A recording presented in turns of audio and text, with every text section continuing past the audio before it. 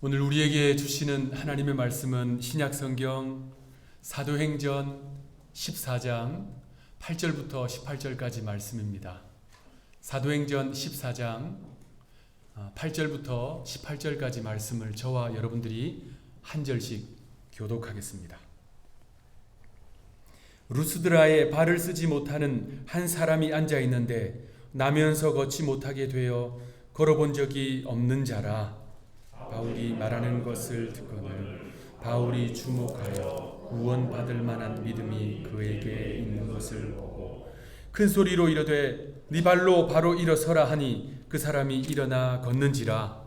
무리가 바울이 한 일을 보고 루아오니아 방언으로 소리를 지르며 이르되 신들이 사람의 형상으로 우리 가운데 내려오셨다 하여 바나바는 제우스라 하고 바울은 그 중에 말하는 자이므로 헤르메스라 하더라. 시루의 세상이 소와 화환들을 가지고 대문 앞에 와서 무리와 함께 제사를 보자. 두 사도 바나바와 바울이 듣고 옷을 찢고 무리 가운데 뛰어 들어가서 소리 질러 이르되 여러분이여 어찌하여 이러한 일을 하느냐. 우리도 여러분과 같은 성정을 가진 사람이라. 여러분에게 복음을 전하는 것은 이런 헛된 일을 버리고 천지와 바다와 그 가운데 만물을 지으시고 살아계신 하나님께로 돌아오게 합니다.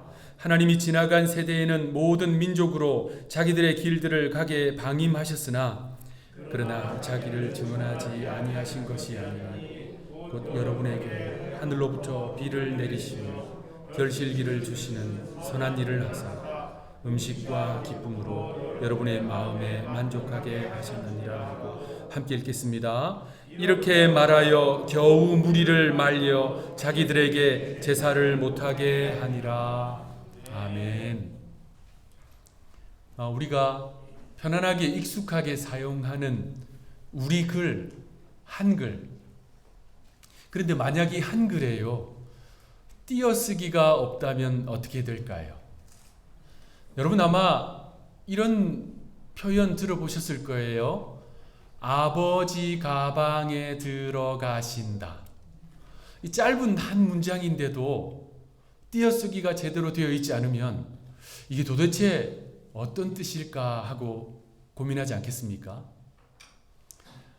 고국 한국의 이웃나라 일본과 중국에서도 그 문자에 띄어쓰기가 없어서 그 글을 처음 배울 때, 읽고 쓸 때 어려움이 많던 그 시대에 과연 우리의 한글은 처음부터 띄어쓰기가 있었을까요? 그렇지 않습니다. 한글은요, 처음에는 띄어쓰기가 없었어요. 훈민정음을 보시면요, 띄어쓰기가 없이 그대로 쭉쭉 기록되어 있다는 것을 알 수 있습니다. 그런데 이 한글에 띄어쓰기를 처음 도입한 분은 한국 사람이 아니에요. 외국인입니다. 미국 사람이에요. 외국인으로서 최초로 대한민국 건국 공로 훈장을 받은 선교사이자 독립운동가인 호머 헐버트 박사입니다. 사진을 한번 보여주시면요. 저렇게 생기신 분이에요. 이 헐버트 선교사님은 1863년 미국 버몬트주에 있는 명문 가문에서 태어났어요. 아버지는 버몬트주 미들베리 대학교의 총장이었고 어머니는 다트머스 대학교 창립자의 손녀였습니다. 그러니까 그 집안 가문이 대대로 목회자, 선교자, 신학자 그리고 학자들이었어요. 이 집안에서 태어난 이 호머 헐버트 선교사님이요, 조선의 복음이 처음 전파될 그때에 선교사로 이 고국 미국을 떠나서 머나먼 조선으로 갑니다. 그리고 그 조선에서 배제학당, 이화학당에서 학생들을 가르치면서 복음을 전해요. 초대 한국 YMCA 회장이 됩니다. 그리고 당시 고종 황제 곁에서 조선이 얼마나 어렵고 힘들었어요. 이 서양의 도움을 받을 수 있도록 적극적으로 노력합니다. 독립신문을 처음 만들 때 아주 큰 힘을 보태요. 그러면서 이 독립운동가들을 돕고 본인도 독립운동에 참여합니다. 여러분 잘 아시는 안중근 의사가요, 이 헐버트 선교사님을 매우 존경했어요. 그래서 안중근 의사가 이 일제 경찰들에 의해서 체포되어서 신문을 받을 때 그분이 이런 이야기를 한 기록이 있어요. 한국 사람이라면 단 하루도 호머 헐버트 박사를 잊어서는 안 된다. 그 말을 했어요. 여러분 이 선교사님이요, 매우 명철한 분이었어요. 이분이 특별히 이 언어에 탁월한 능력을 가진 언어학자였습니다. 그래서 당시에 이미 7개국 언어를 능통하게 구사하는 사람이었어요. 그가 조선에 딱 와보니까 한글이 정말 탁월한 언어인 거예요. 아주 과학적이고 우수한 언어인 거예요. 그래서 이분이 깜짝 놀라면서 바로 가자마자 논문을 하나 씁니다. 논문 제목이 한글이에요. 그리고 그분이 직접 기록한 회고록에 보면 이런 내용이 나옵니다. 한글을 배우기 시작한 4일 만에 한글을 읽고 쓸 수 있게 되었고, 일주일 만에 조선 사람들이 위대한 문자 한글을 무시하고 있다는 것을 알게 되었다. 그리고 이분이요, 고종 황제에게 찾아갑니다. 찾아가서 제가 한글을 가르칠 수 있도록 해달라고 요청을 해요. 당시 조선의 지배층들은 여전히 한문을 우수하게 여겼고 한글을 무시하고 있었거든요. 그래서 이분이요, 직접 최초로 순한글 역사 교과서, 순한글 지리 교과서를 집필해요.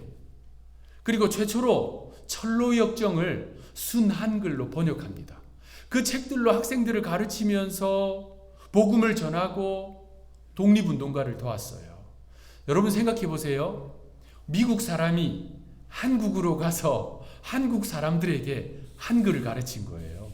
놀라운 일 아닙니까? 이만하니까 일제가 그분을 가만히 둘 리가 없죠. 미국 사람이니까 막 함부로 해하게 할 수는 없고 조선에서 완전히 강제 추방시킵니다. 이분이 이 미국 땅으로 왔어요. 그런데 독립운동을 멈추지 않습니다. 계속 조선의 독립을 위해서 도와요. 3.1 운동이 있은 직후에 이분이 한국을 어찌할 것인가 라고 하는 제목의 진술서를 미국 상원에 제출합니다. 그러면서 일제의 잔악상을 고발하고 한국의 독립을 호소합니다. 그리고 고국 한국이 일제에서 해방된 직후에 86세의 이 노인 선교사님이 다시 한국으로 들어가요. 그리고 한국 땅에서 생을 마감합니다.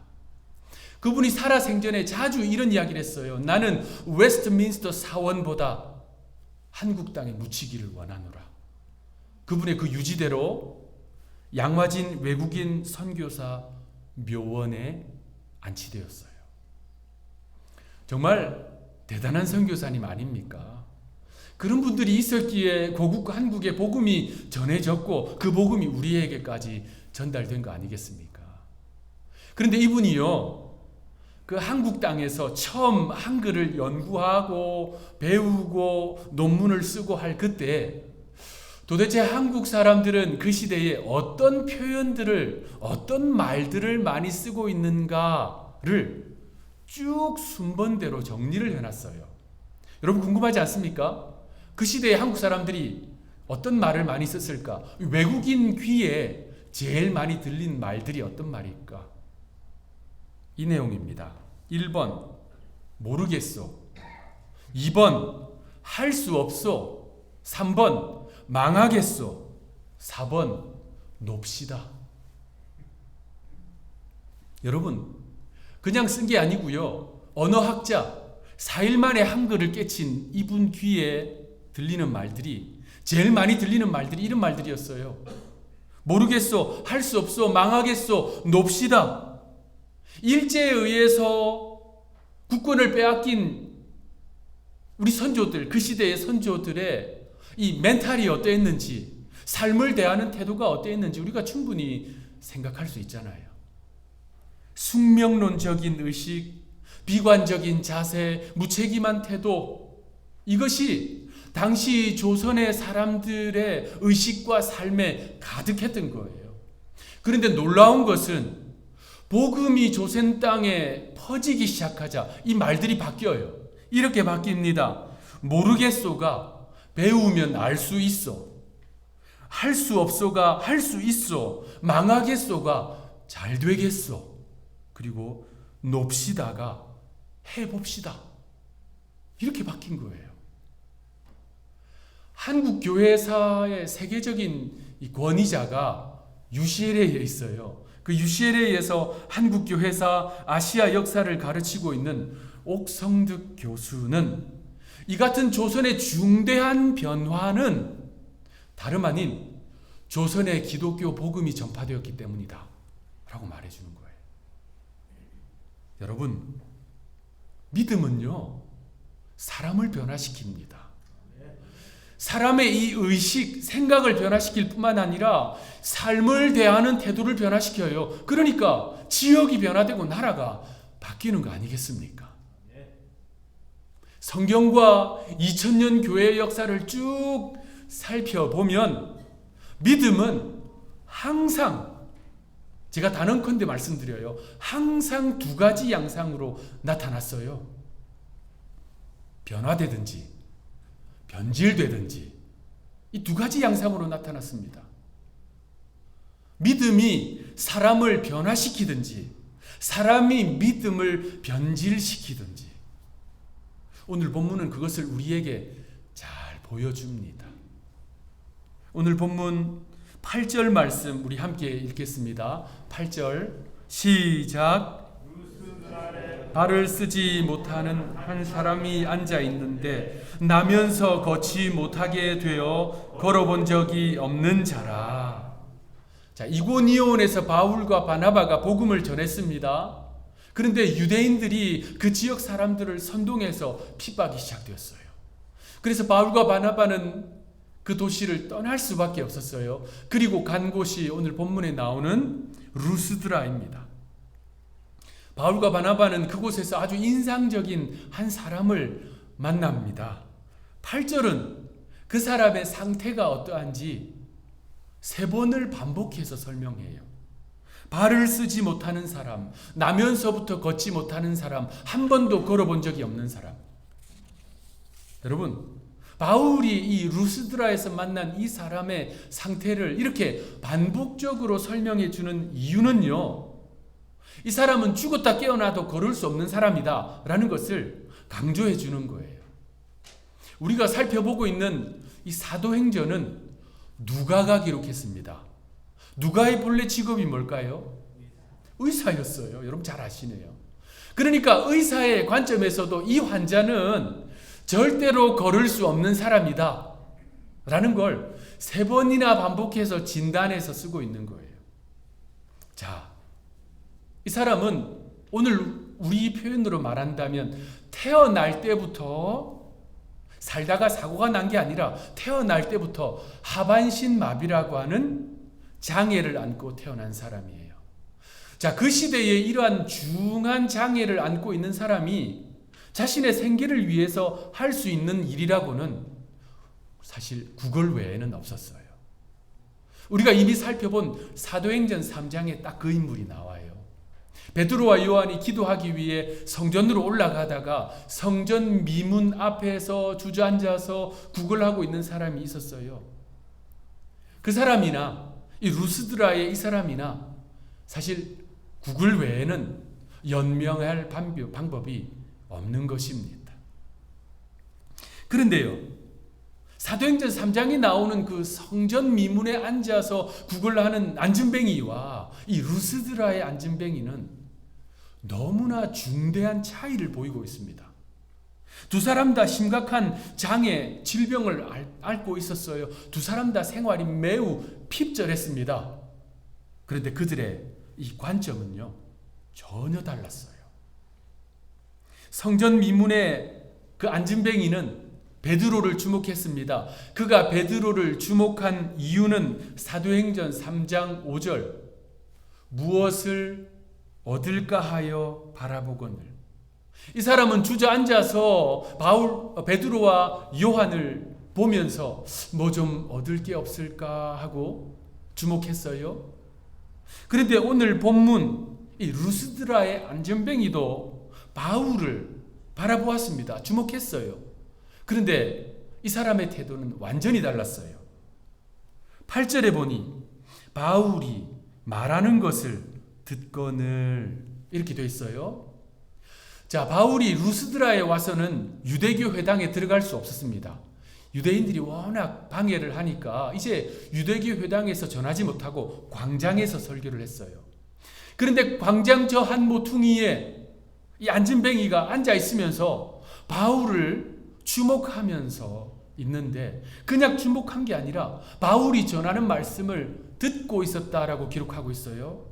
그런데 우리 성경에는 듣거늘 되어 있는데 이 헬라어 원문을 보면 그냥 들은 게 아니에요. 이 들었다는 표현은 아주 집중하고 마음을 다해서 열심히 들었다는 거예요. 그것도 잠깐 들은 것이 아니라 계속 듣고 있었어요. 집중해서 이렇게. 이 루스드라의 안진뱅이는요, 그곳에 주저앉아 바울이 전하는 말씀을 귀를 기울여서 마음을 다해 집중해서 경청하고 있었다는 말입니다. 그의 그 태도가 바울의 눈에 확 띄었어요. 그래서 8절에 보니까 오히려 바울이 그를 주목합니다. 여러분, 설교자가 설교를 할 때 성도들은요, 다양한 반응을 보이세요. 다양한 형태의 반응들이 있습니다. 설교를 열심히 잘 듣는 분도 있지만 마음이 콩밭에 가 있는 분들도 있어요. 어떤 분들은 이미 3층 층에서 주님을 만나고 있는 분들도 있어요. 우리 교회에는 그런 분들이 흔치 않지만 없다고 생각하지만 제가 옛날에 이제 한국에서 사역할 때 그런 분이 있었어요. 주일에 진짜 교회 오기 싫은데 부인에게 붙들려서 끌려와서 예배당에 앉아 있는 분이 있거든요. 그런 분들을 포로형이라고 불러요. 포로형. 포로처럼 잡혀와서 끌려와서 딱 앉아 있어요. 근데 이런 분들도 있어요. 오늘 저 목사 설교 얼마나 잘하는지 한번 두고 보자 하고 보는 분도 있어요. 평가자형. 그런 분도 있어요. 평가하는 분들. 그런가 하면 설교를 들으면서 열심히 쓰시는 분이 있어요. 학습자형. 진짜 열심히 딱 마음에 와닿는 거 기록하세요. 아주 바람직한 분이지요. 그렇게 여러 형태들이 있는데 여러분, 제가 비밀을 하나 말씀드리면요, 대부분의 설교자는 예외 없이 성도들의 그 반응을 거의 다 읽어내요. 파악합니다. 바울이 이렇게 설교를 하고 있는데 루스드라의 그 안진뱅이가 경청하고 있는데 바울이 모를 리가 없지요. 바울의 눈에 확 띈 겁니다. 그러니까 앞서 말씀드린 사도행전 3장의 성전 미문에 앉아있던 그 구걸하던 안진뱅이는 제가 말씀드린 그 조선시대 복음이 들어가기 전 조선시대 사람들의 의식, 모르겠어, 할 수 없어, 망하겠어, 놉시다, 그저 이런 의식으로 베드로를 주목했다면 오늘 이 루스드라의 이 안진뱅이는요, 전혀 다른 태도. 할 수 있어, 배우면 알 수 있어, 잘 되겠어, 해봅시다 라고 하는 그 눈빛으로 지금 바울을 주목하고 있는 것입니다. 여러분, 은혜를 갈급해하는 마음, 진리를 찾는 그 열정, 구원에 이르기를 원하는 그 갈망, 이러한 신령한 목마름은요, 감출 수가 없어요. 감추어지지 않습니다. 그 눈빛에서, 그 얼굴에서 그대로 드러나거든요. 그러니까 바울이 어렵지 않게 그 사람 모습에서 이것을 발견한 것입니다. 오늘 본문 9절은 그것을 구원받을 만한 믿음이라고 말씀하고 있어요. 우리 9절 말씀 합독하겠습니다. 9절 시작. 바울이 말하는 것을 듣거늘 바울이 주목하여 구원받을 만한 믿음이 그에게 있는 것을 보고. 구원받을 만한 믿음. 바울은 그 사람에게서 진실된 믿음을 발견하고 그를 향해서 큰 소리로 외칩니다. 10절 말씀. 네 발로 바로 일어서라. 바울의 이 선포에 그 사람이 일어섰어요. 자기 발로 일어섰습니다. 걷기 시작했습니다. 이 일은 그 지역 사람들을 매우 놀라게 했습니다. 그래서 바울과 바나바를 그리스 신화에 나오는 신들이 사람의 몸을 입고 온 것이다 라고 믿었어요. 바나바를 제우스라고, 바울을 헤르메스라고 믿었습니다. 특별히 그 도시 바깥쪽에 있는 제우스 신당에 있던 제사장들은 소를 끌고 왔어요. 화환들을 가지고 왔습니다. 바울과 바나바를 향해서 제사를 드리려고 했습니다. 오늘 본문 12절 13절 합독하겠습니다. 시작. 바나바는 제우스라 하고 바울은 그 중에 말하는 자이므로 헤르메스라 하더라. 시외 제우스 신당의 제사장이 소와 화환들을 가지고 대문 앞에 와서 무리와 함께 제사하고자 하니. 그 지역 사람들이 일으킨 큰 소동을 보고 바울과 바나바가 그들 가운데로 뛰어 들어갔어요. 강력하게 만류시킵니다. 그리고 우상 숭배를 멈추라고 가르칩니다. 여러분, 이 루스드라의 이 사람들은요, 완전히 잘못된 믿음을 가지고 있는 거예요. 완전히 왜곡된 믿음, 잘못된 믿음입니다. 그들은 하나님을 주목하지 않았고 사람을 주목했습니다. 하나님을 마땅히 경배해야 하는데 바울과 바나바를 예배하라고 들었지요. 이들의 믿음은 잘못된 믿음, 변질된 믿음, 왜곡된 믿음인데 이것이 사실인 것이 드러나는 것은 그리 오랜 시간이 걸리지 않았습니다. 안디옥과 이고니온에서부터 바울과 바나바를 방해한 유대인들이 이곳 루스드라까지 찾아왔어요. 또 같은 방법으로 루스드라 지역 사람들을 선동합니다. 격동시켜요. 오늘 본문 19절 말씀. 유대인들이 안디옥과 이고니온에서 와서 무리를 충동하니 그들이 돌로 바울을 쳐서 죽은 줄로 알고 시외로 끌어내치니라. 여러분, 반응이 너무나도 극단적이지 않습니까? 이 사람들이 누구냐면 조금 전에 바울과 바나바를 신의 현현이라고 믿고 예배하고 제사하려고 했던 사람들입니다. 제물을 가져왔던 사람들이에요. 18절 말씀에 보면 바울이 그들을 겨우 말렸다라고 기록하고 있습니다.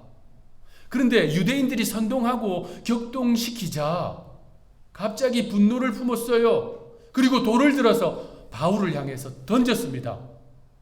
바울이 그 돌들을 맞고 실신해요. 이 루스드라 사람들은 바울이 죽은 줄로 알고 성밖 들판으로 끌고 가서 내던졌습니다. 여러분, 이것이 잘못된 믿음의 결과예요. 왜곡된 믿음, 변질된 믿음이 바로 결국에는 이렇게 됩니다. 그런데 이 루스드라의 안진뱅이, 날 때부터 걸어본 적이 없는 이 사람은요, 진실된 믿음을 가지고 있었습니다. 말씀을 갈망하고 있었다는 말이에요. 구원받을 만한 믿음을 가지고 있었습니다. 송명희 시인이라는 분이 있습니다. 태어날 때 의사의 부주의로 일생 중증 뇌성마비를 앓고 있었던 사람이지요. 이분이요, 마찬가지로 태어나서 일생 걸어본 적이 없습니다. 아니, 자기 힘으로는 휠체어도 움직일 수 없는 사람이었어요. 그런데 이분은 많은 시를 기록했습니다. 그 시로 수많은 사람들에게 은혜와 감동을 끼쳤지요. 그 가운데 널리 알려져 있는 이 찬송으로도 알려져 있는 공평하신 하나님, 여러분 다 아시지요? 나 가진 재물 없으나, 나 남이 가진 지식 없으나, 나 남에게 있는 건강 있지 않으나, 나 남이 없는 것 있으니. 공평하신 하나님이 나 남이 가진 것 나 없지만 공평하신 하나님이 나 남이 없는 것 같게 하셨네. 이분이 최근에 책을 한 권 썼어요. 표라고 하는 책이거든요. 근데 거기가 이제 그 책의 내용이 이제 마치 666 이런 뭐 바코드 이런 내용인 것 같아서 이분 잘못된 거 아닌가라고 오해하고 있는데, 그 책은 소설이에요. 책 제목에도 분명히 나와 있는데 그냥 소설로 상상의 산물이기 때문에, 그래서 그분에 대한 오해가 옳지 않다는 것을 잘 뭐 해명이 됐지만, 이분이 쓴 시 가운데 이런 대목이 있습니다. 안진뱅이 누구인가? 이 땅을 못 걷는 사람인가? 안진뱅이 누구인가? 이 땅을 못 걷는 사람인가? 아니라, 아니라 주님께 못 가는 사람 아닌가? 당신은 안진뱅이 아닌가? 여러분, 루스드라의 이 안진뱅이는 자기 두 발로 일어설 수 없었지만, 자기 두 발로 걸을 수 없었지만, 말씀을 향한, 복음을 향한, 구원을 향한 거룩한 갈망이 이 속에 불타고 있었습니다.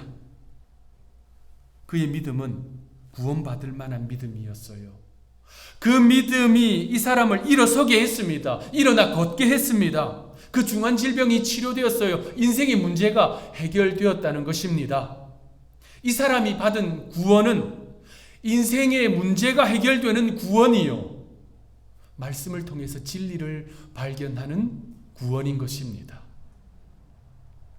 사랑하는 하누리교회 성도 여러분, 여러분에게 이러한 믿음이 있기를 주님의 이름으로 축복합니다. 말씀을 갈망함으로 말미암아 세속에 물들지 아니하는, 변질되지 아니하는 그 믿음으로 이번 한 주간 승리하며 살아가는 저와 여러분들이 되시기를 구주 예수님의 이름으로 축원합니다. 기도하겠습니다. 하나님, 저희의 믿음이 변질되는 믿음이 되지 않도록 주여 도와주시옵소서. 성령께서 저희를 붙잡아 주셔서 삶이 변화되고, 가정이 변화되고, 일터가 변화되고, 사업장이 변화되고, 이웃이 변화되고, 세상이, 이 미국 땅이, 고국 한국이 변화되는 그러한 구심점이 되는 참된 믿음, 순결한 믿음을 갖게 하여 주옵소서.